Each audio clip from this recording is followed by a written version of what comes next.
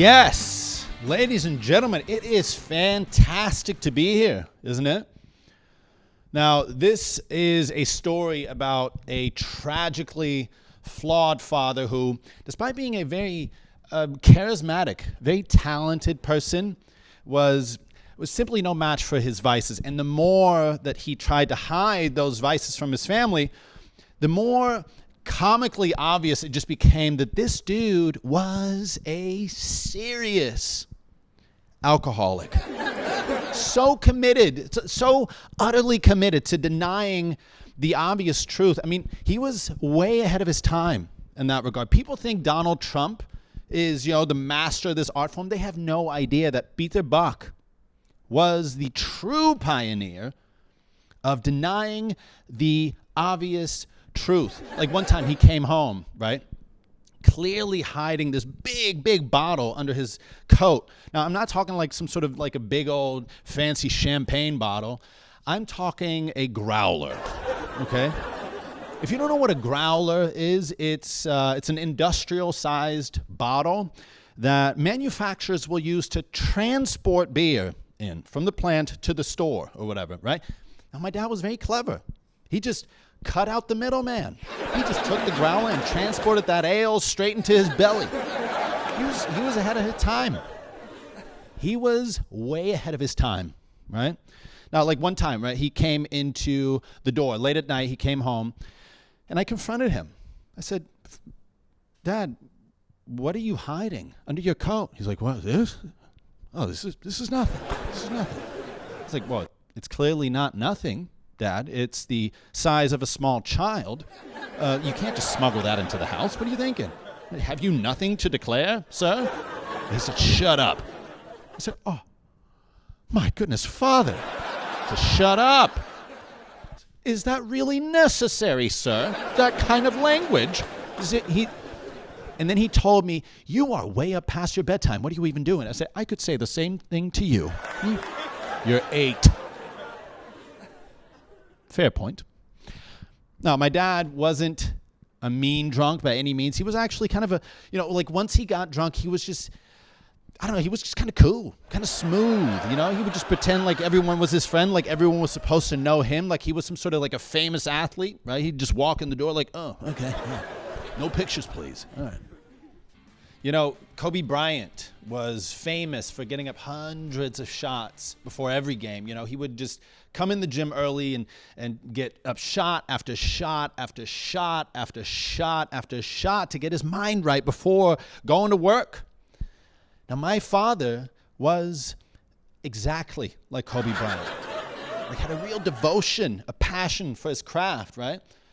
And that's what a lot of people don't realize. What's so amazing about having a father who is a serious alcoholic, right? He taught me a lot about seeing life in a different way, from different perspectives, Like, I, at some point, started seeing possibilities where others only see limitations. He taught me to look at life from a different perspective, even if, for me, sometimes that perspective was of him lying upside down inside a closet. Now, my dad didn't sleep in a regular bed.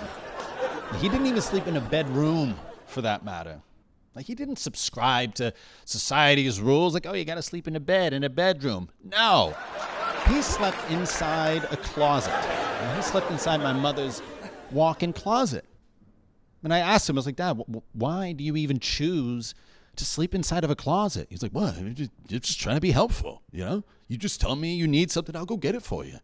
It was kind of like having a coat check in your house, except, like the one annoying part about that is that you always had to tip the guy after he got something for you, but like, who am I guess, to knock the hustle, right? This was his way of making a living. And my dad was a pioneer. People don't realize this. My dad was a pioneer. Like, coming out of the closet was something he did every day before breakfast. Every day before breakfast. He didn't need a parade or a flag. He didn't need legislation change for him to be who he is, love what he loved.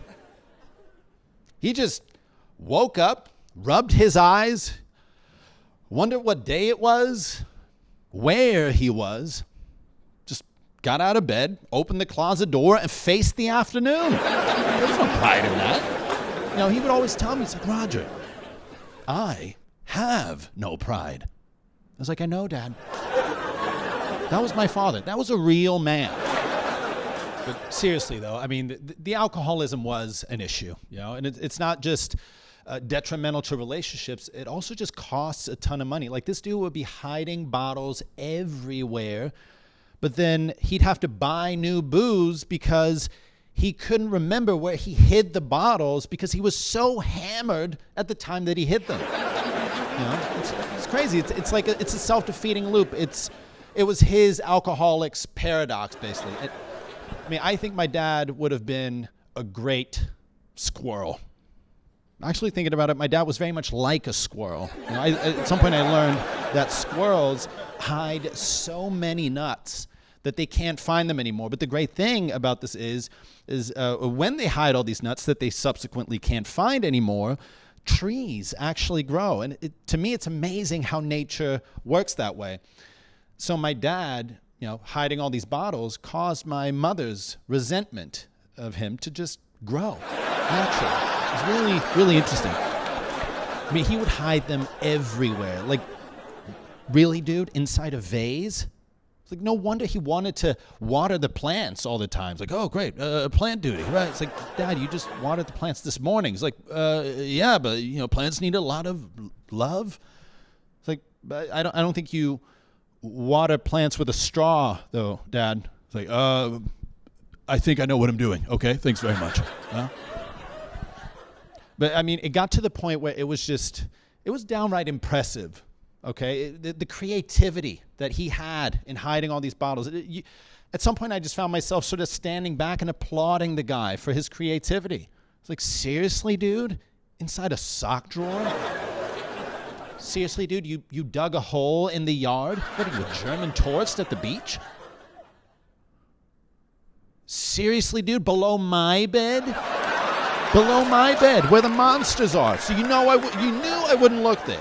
I remember playing at a friend's house, and you know how like any time when it's just so much fun playing at a friend's house that you don't want to leave. So my dad came to pick me up, and I was like, oh, please, Dad, please, could we stay just a little bit longer? Could we play just a little bit more? It's just so much fun.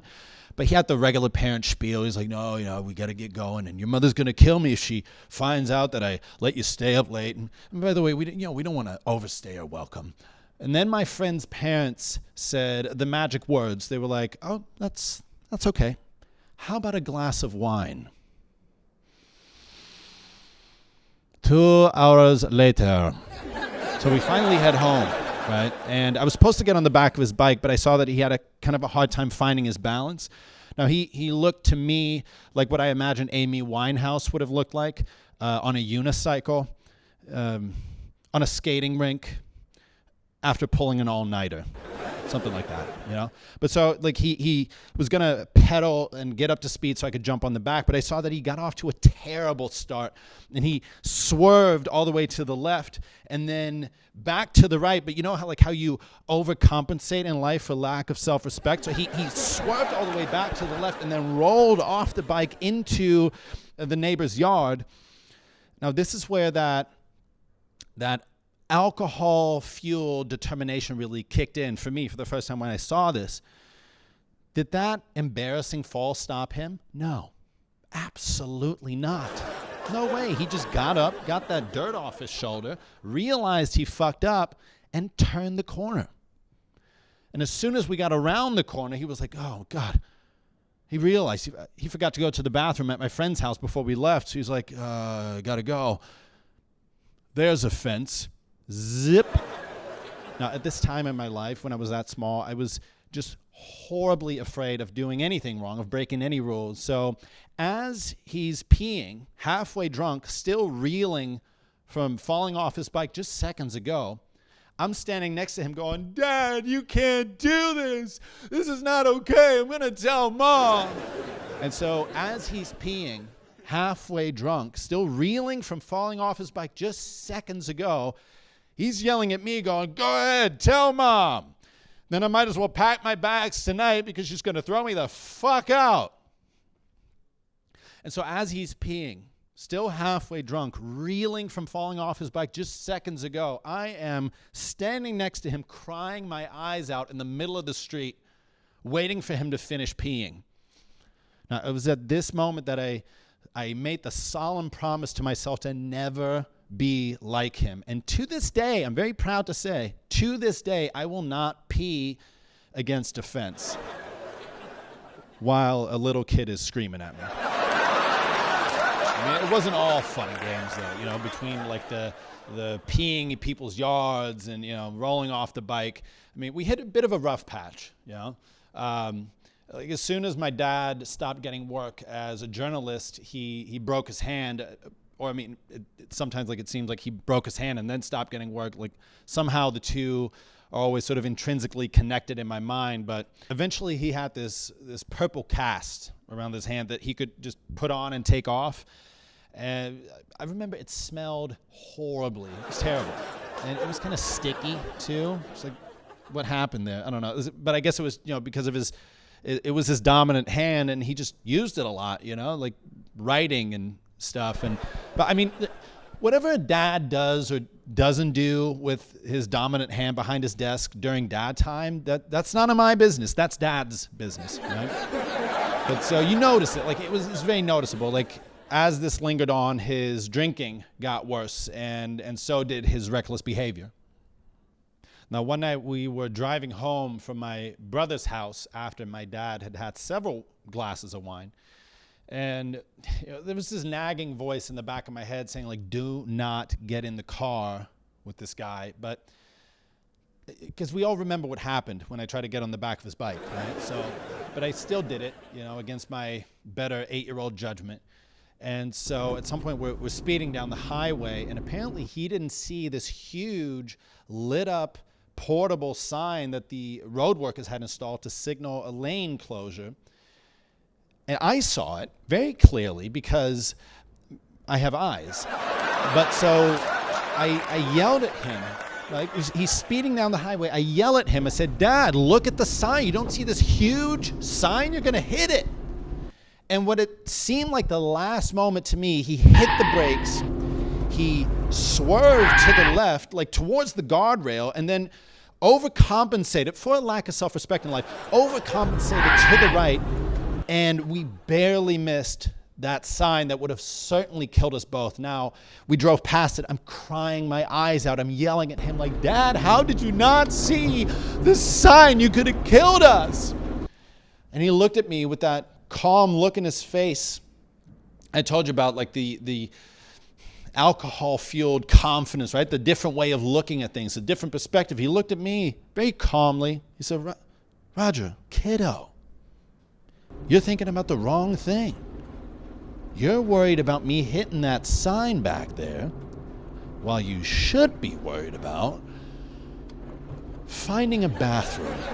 Because I didn't go at your brother's house, and I really need to. And then he paused for a second. He looked at the guardrail. He pointed at it with a very satisfied look on his face. And he looked at me. He said, that's a fence. I'll be right back. Zip.